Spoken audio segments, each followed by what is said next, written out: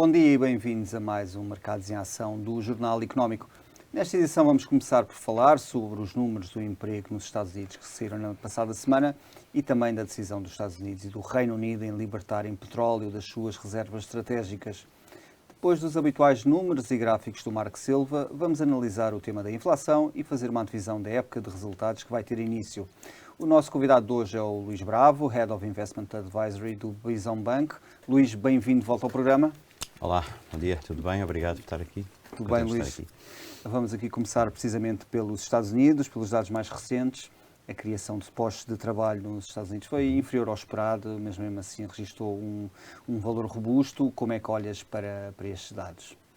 Bom, a questão é que a tendência está lá e não parece estar pronta para sair tão cedo. Portanto, aquilo que dizem os números é efetivamente que vamos continuar a ter uma espécie de desacoplagem dos Estados Unidos daquilo que parece ser um bocado a realidade europeia, motivada também por fatores geopolíticos, mas tão cedo não vai sair, e isso só tem criado pressão para continuarmos a achar que a Reserva Federal Norte-Americana vai continuar a ter uma movimentação no sentido mais de tightening, ou digamos de aperto das condições monetárias, que não tem só a ver com a subida de taxas de juros, mas de tentar controlar aquilo que têm sido os números da inflação. Para além dos números da criação de emprego, há obviamente a valorização, tem havido obviamente também, creio que poderemos falar um pouco mais à frente, mas tem havido obviamente também tem havido a valorização do dólar, o que deixa antever já e antecipado pelo mercado, novas subidas. Fala-se, portanto, aquilo que o mercado espera em maio, que será mais uma subida, provavelmente até de meio ponto. Luís, e a questão da inflação neste momento, estando no mercado de trabalho claramente identificada, como tu referiste, até que ponto é que poderá começar a ser já estrutural? E até que ponto é que, mesmo essa inflação, ou o crescimento dos rendimentos, que situou-se nos 5,4 em termos anuais, mas ainda assim inferior à inflação geral? Portanto, ou seja, significa, basicamente, na prática, que os trabalhadores, portanto, perderam o poder de compra, de forma direta. Que impacto é que isso vai ter no consumo? É incerto. Portanto, nós temos neste momento uma situação de subida dos preços das matérias-primas, como todos bem sabemos. Nem tudo é relacionado com os eventos geopolíticos, creio que há uma combinação de quer da estratégia de saída daquilo que foram 2 anos de pandemia e com o estrangulamento do lado da oferta, mas que de facto existe e atingiu proporções que mexem não só com o nível de inflação, mas sobretudo com o rendimento disponível das famílias. Esse equilíbrio, portanto, quanto mais tempo durarem estes desequilíbrios que existem, maior vai ser o impacto estrutural sobre o rendimento disponível, e sobretudo isto nos Estados Unidos, que é o maior mercado de consumo a nível mundial, portanto, influi diretamente naquilo que é o produto da economia mundial.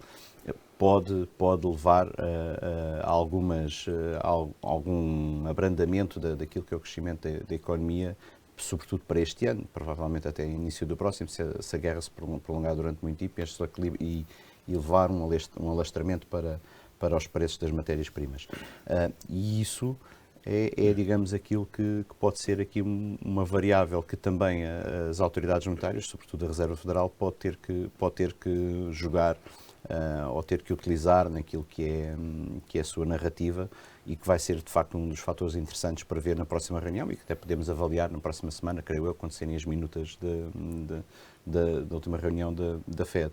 Mas sim, é neste momento provavelmente o risco, ou digamos a incerteza, que é aquilo que é a única certeza que neste momento parece existir em termos de política, e que mexe com o crescimento ou com uma eventual recessão, que para mim ainda é de probabilidade reduzida, porque para os Estados Unidos esta questão da guerra não tem o mesmo impacto na Europa, mas é de facto a variável que pode mexer nos próximos 2 meses com as decisões dos investidores, sobretudo, aquilo que também nos interessa aqui. E já agora, Luís, como é que tu avalias aquilo que foi bastante noticiado nos Estados Unidos, que é a inversão do diferencial entre as taxas de juros. Neste momento, em todas as taxas de juros, portanto, as taxas de juros de menor prazo estão com um valor, a um juro superior às de maior prazo. Em todos, neste momento, são 13 inversões que aconteceram, inclusive nas mais importantes, que é de 2 anos e 10 anos, que, historicamente, nas últimas 8 recessões, antecipou esse período de recessão, se bem com um prazo. Portanto, não é no mês a seguir, mas é com um ano e meio, mais ou menos. Como é que tu vês isso? E será que desta vez também vai antecipar uma recessão daqui a um ano? De facto, é uma das alterações que houve no primeiro trimestre, teve a ver com essa inversão, e que é um indicador técnico de recessão, ou pelo menos de abrandamento económico. Eu diria que nós temos sempre que analisar aquilo, tendo em consideração os fatores que temos. Neste momento, o grande fator que pesa por cima da mesa é não só, porque nós falamos da questão da guerra, mas não é a questão da guerra só, é aquilo até onde é que vão, por exemplo, as sanções económicas e com que velocidade é que o Ocidente consegue substituir matérias-primas sobre aqueles que eram os tradicionais fornecedores de energia.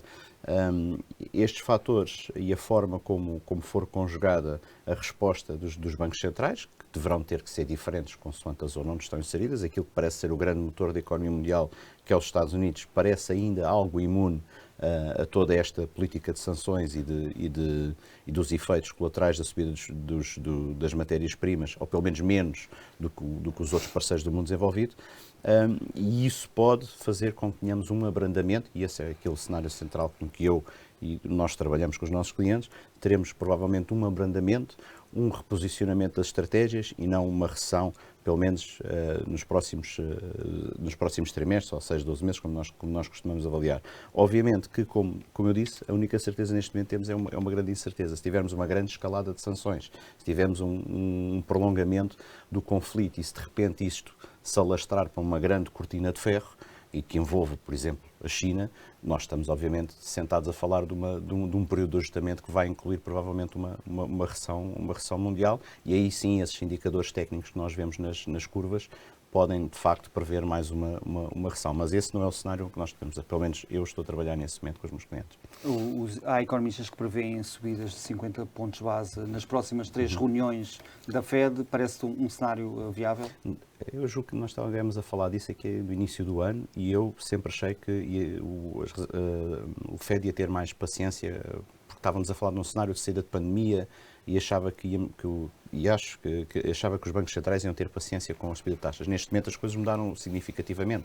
Há aqui um fenómeno sobre as matérias-primas que não pode ser ignorado e que e que a transitoriedade que falávamos na inflação deixou de estar em cima da mesa. Neste momento a inflação é algo que está para ficar, nem que seja por causa desta questão das matérias-primas.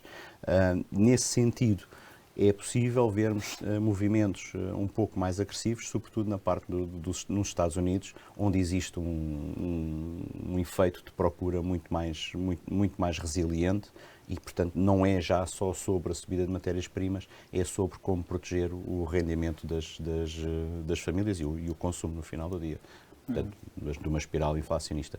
Na Europa, eu diria que a história ainda é um bocadinho diferente. Muito bem. Luís, obrigado. Vamos agora para um breve intervalo e até já.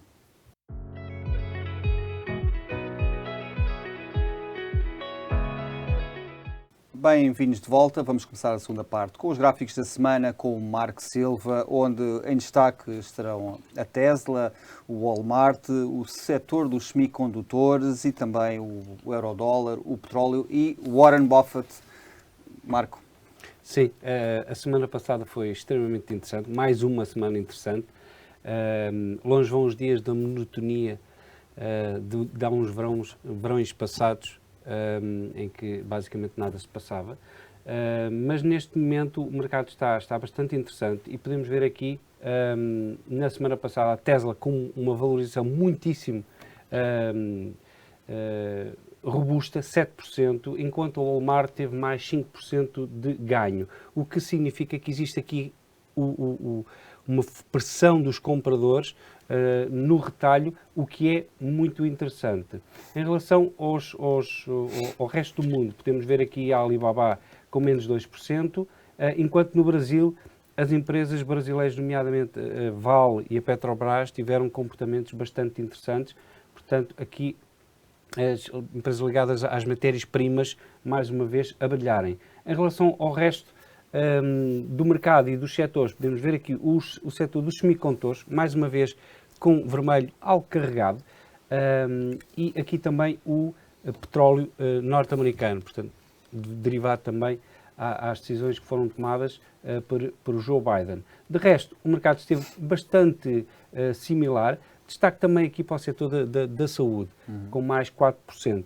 De resto, foi uma semana que, apesar de não ter tido grandes variações finais, mas foi bastante mexida ao longo da semana. Em relação aos gráficos, poderemos ver aqui o euro-dólar, que está num canal ascendente, em que tem aqui esta linha inferior como uma zona evidente de suporte. Vamos ver se ele aguenta ou não.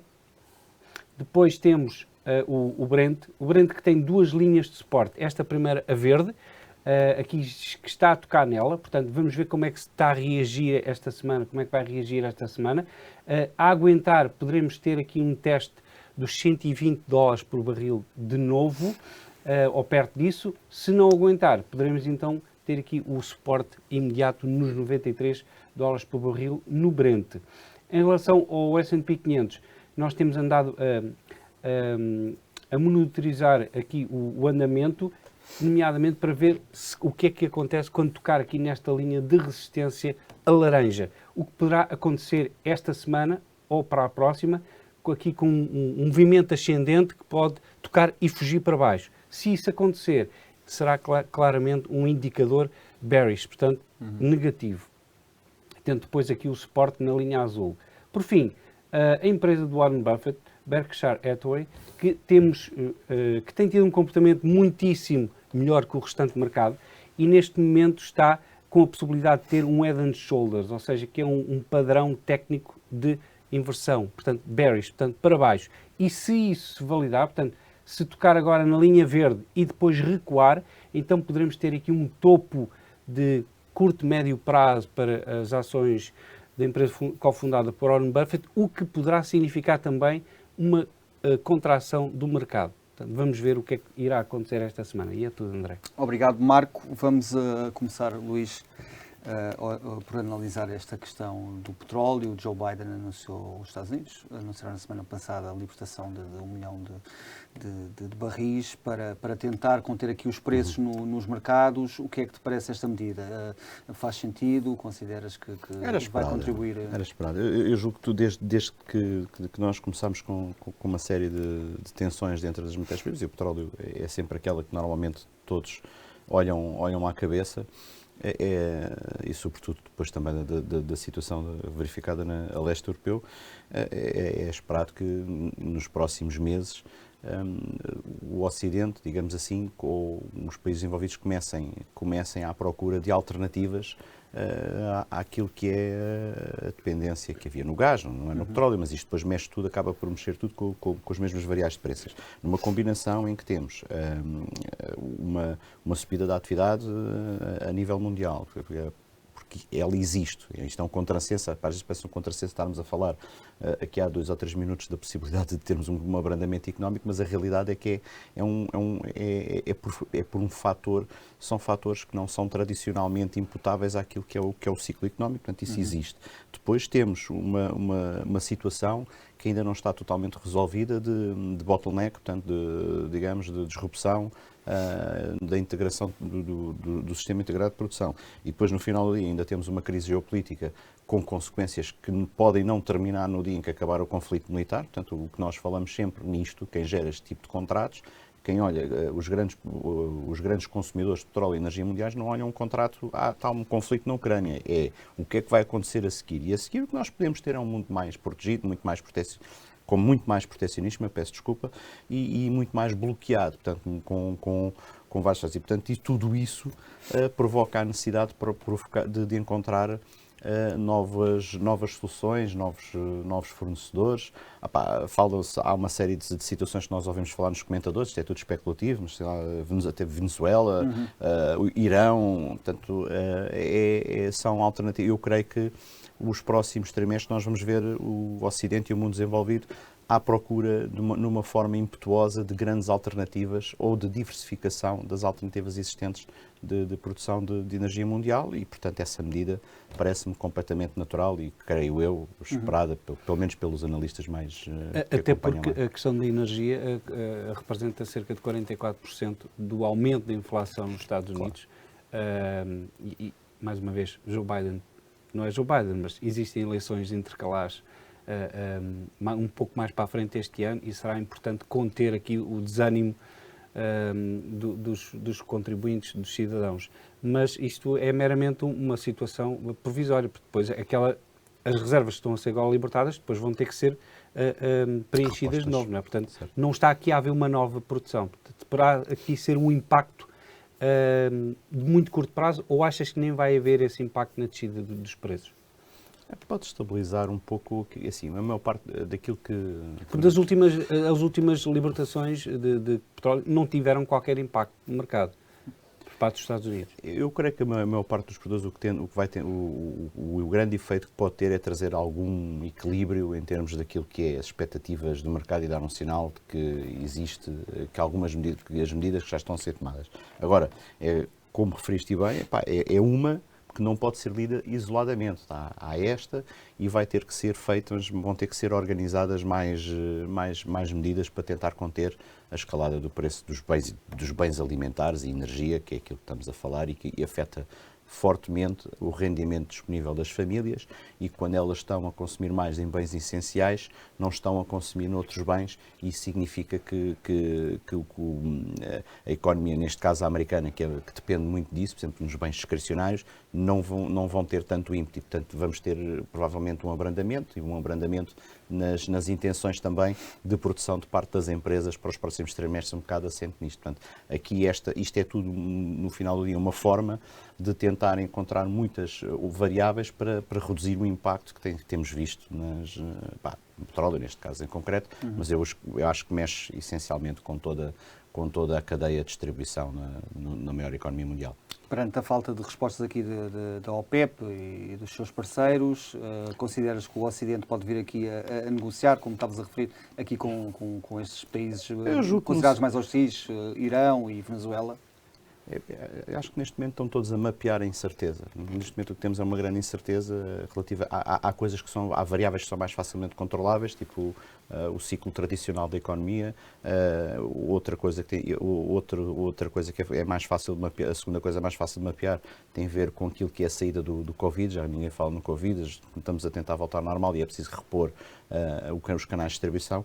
E depois há uma nova incerteza que tem a ver não é com o conflito, mas com o que é que vai sair deste conflito em termos de equilíbrios geopolíticos mundiais e onde as reservas de energia são muito importantes. Portanto, a partir do momento em que isto está tudo em cima da mesa, todas as soluções vão estar em cima da mesa. Portanto, eu julgo que não há muita informação conhecida por isso. O que existem são especulações. Eu falei de algumas, mas calculo que mesmo a OPEP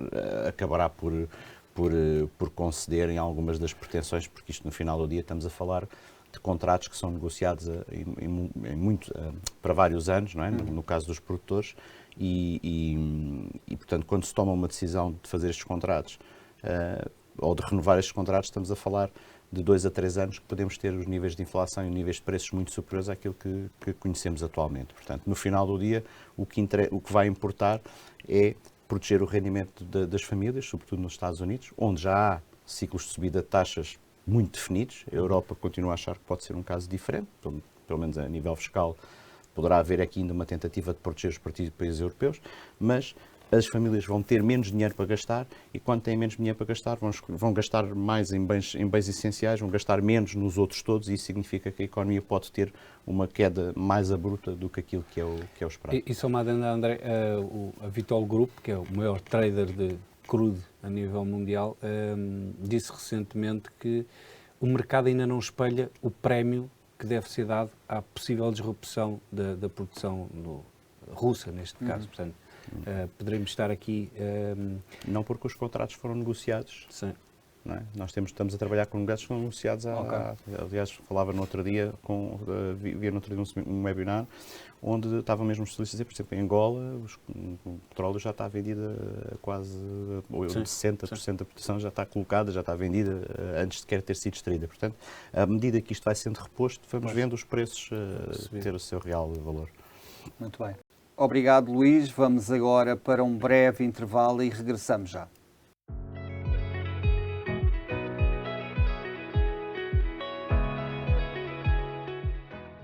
Bem-vindos de volta, regressamos à conversa com o Luís Bravo e vamos olhar precisamente para a época dos resultados que se aproxima. Luís, o que é que esperas, o que é que poderemos esperar desta nova época de resultados?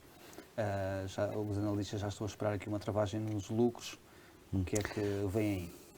Eu julgo que vai ser curioso observar dois efeitos, assim de uma forma mais simples. Obviamente que há mais, mas eu olharia para estes para já. Primeiro, obviamente que as épocas de resultados também dependem muito da forma como são geridas as expectativas dos analistas e é assim também que devem ser medidas. Há um que tem a ver com a forma como elas vão bater as estimativas ajustadas dos analistas que foram reavaliando os lucros por ação que as empresas norte-americanas fizeram até agora, não é? Tenho alguma curiosidade porque dá-me a sensação que as empresas americanas podem ter sido mais protegidas ou o resultado podem ser ligeiramente até melhor do que antecipado, no sentido que entre um cenário desastre e um cenário de abrandamento há uma diferença sempre que deve ser tida em consideração. Julgo que o setor da banca, por exemplo, pode vir a trazer novamente aqui algumas surpresas favoráveis. Depois, há uma segunda curiosidade, essa sim que me parece que será do interesse dentro daquilo que é o alinhamento do tema, que tem a ver com o resto do ano, ou seja, quando as empresas dizem o que é que acham que vão fazer durante os próximos trimestres. É curioso porque nós neste momento vivemos com um nível de incerteza elevado dentro do mercado, com variáveis, umas delas são mais ou menos controláveis e que já vamos nos apercebendo têm a ver com a inflação, outras delas que são muito menos geríveis têm a ver com os preços das matérias-primas e que estão subjacentes em cenários geopolíticos, aquilo que normalmente os mercados foram-se tornando imunes durante muitas vezes, foram imunes no Brexit, foram imunes em outras intervenções militares do passado, mas esta que pode trazer, de facto, uma ascensão do proteccionismo muito superior àquilo do que nós estamos habituados a ver e de que forma é que as empresas americanas vão ajustar isso nos seus compromissos com o futuro. Já para não falar da perca de rendimento disponível das famílias, que falámos aqui no ponto anterior, que também podem ser interessantes. A questão engraçada no meio disto tudo é que nós, quando olhamos para aquilo que são os múltiplos de preço sobre os resultados típicos por ação, nós continuamos a ver as empresas com níveis muito atrativos. Quase que parece que apetece dizer que os últimos 3 meses deu um espaço para respirar em termos de fundamentais. Ou seja, técnico, já houve um rally chamado Relief Rally, portanto um rally de alívio nas últimas semanas, onde os mercados já vão começando a aproveitar, os investidores já vão começando a aproveitar algumas destas oportunidades, mas quando olhamos um bocadinho em termos de avaliações e múltiplos de preço, de facto não são assim tão desinteressantes, porque estamos a falar de mercados líquidos, sobretudo dos Estados Unidos, que é um mercado que ainda por cima parece sempre ter uma capacidade enorme de resiliência face àquilo que são os fatores de crise. Portanto, duas curiosidades, uma que eu acho que pode correr melhor do que as pessoas esperam, porque o ajustamento poderá ter sido já mais violento do que se esperava. Outra que tem a ver com os guidance, porque as empresas nos Estados Unidos costumam tomar cenários muito mais cautelosos do que é tradicional. E depois há esta questão dos múltiplos que nos faz pensar que às vezes nós somos habituados a incorporar as notícias como um cenário muito mais complexo do que aquilo que depois realmente é. Na realidade a economia continua a crescer. Se nós olharmos para uma série de números, vemos que a economia americana continua a mostrar bons sinais, portanto, não tão bons como nós esperávamos em janeiro, mas não é um cenário de recessão e isso pode de facto representar uma oportunidade para os investidores. Luís, mas deixa-me pegar exatamente nessa questão dos múltiplos, porque o que é certo é que, apesar dos múltiplos estarem melhores, mais atrativos, mas estão mesmo assim acima de qualquer média, seja média de curto, médio prazo, longo prazo, dos múltiplos de mercado. O que se justificava anteriormente pela questão de que havia muita liquidez no mercado, os investidores estavam bastante mais flexíveis a aceitar mais risco, mas agora que sabemos que essa liquidez vai desaparecer do mercado a prazo, achas que se mantém os fundamentos para nós estarmos a avaliar as empresas um pouco acima, cerca de 20% acima do que eram os múltiplos de médio e longo prazo? Os múltiplos, creio eu, pelo menos estão abaixo da média de longo prazo, pelo menos daquilo que me foi dado a analisar. Aquilo que eu acho é, neste momento, nós podemos ter um cenário extremo onde temos uma recessão. Mas esse cenário extremo, a mim parece-me que é uma coisa que nós avaliamos agora porque temos um conflito a recorrer e porque temos sanções. Acho que as sanções até são capazes de ser mais complexas de gerir do que o resto, sobre o qual há incerteza. Agora, mesmo com a subida de taxas, mesmo com a subida de taxas que temos expectadas, nós continuamos a ver uma estratégia de saída por parte da Reserva Federal que é de soft exit. Portanto, não é um endurecimento fortíssimo da política monetária no espaço de 6 a 12 meses. Portanto, eu diria que as condições para os investidores adquirirem empresas e ainda assim conseguirem ter alguns retornos interessantes é nesta fase. Continua a ser interessante. Agora, obviamente que também vai depender da forma como forem feitos os guidance das empresas, porque se os guidance das empresas forem colocados de uma forma muito negativa,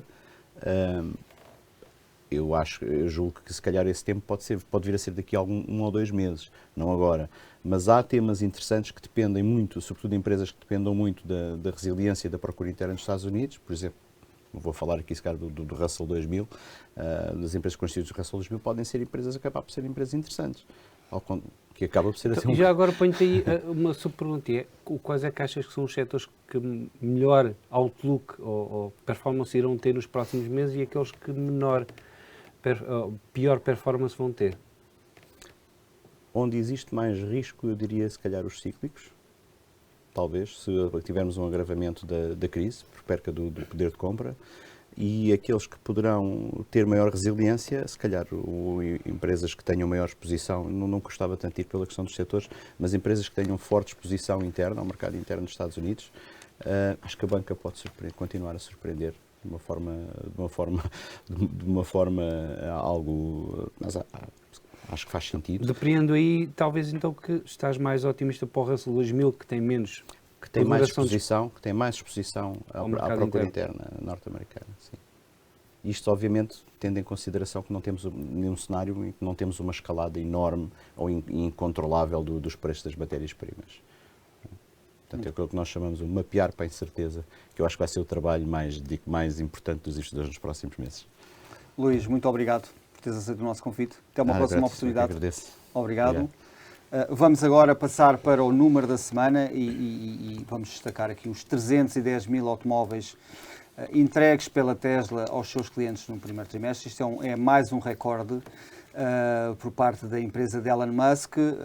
Apesar deste recorde na entrega de automóveis, a produção foi afetada devido aos problemas nas cadeias de abastecimento que persistem, mas apesar disto houve aqui um bom número por parte da empresa de Elon Musk. Marco, vamos agora olhar para a personalidade da semana. Que é exatamente Elon Musk. Nem combinado, não estava combinado. Não estava combinado, mas não apenas pela performance dos títulos da Tesla em bolsa, que foi a que melhor registro teve a semana passada dentro das grandes, mas por aquilo que Elon Musk decidiu e fez no início logo da guerra a leste, foi dar internet, criar internet para a Ucrânia, para a resistência, para o povo. E eu acho que isso está a fazer uma diferença muito significativa na forma como o país está a resistir, porque, de outra forma, provavelmente poderíamos não ter acesso a muita informação que passa no terreno e as forças também ucranianas poderiam não ter essa comunicação. E Elon Musk decidiu colocar o Starlink e disponibilizá-lo para a Ucrânia, e eu acho que isso foi fundamental e é de realçar, porque diz que o capitalismo é quase tudo mau, mas como este caso demonstra, não é. Um bom exemplo e que hajam mais. Exatamente. Sem dúvida. Obrigado, Marco. E chegámos ao fim de mais um Mercados em Ação. Obrigado pela sua preferência, bons negócios e até para a semana.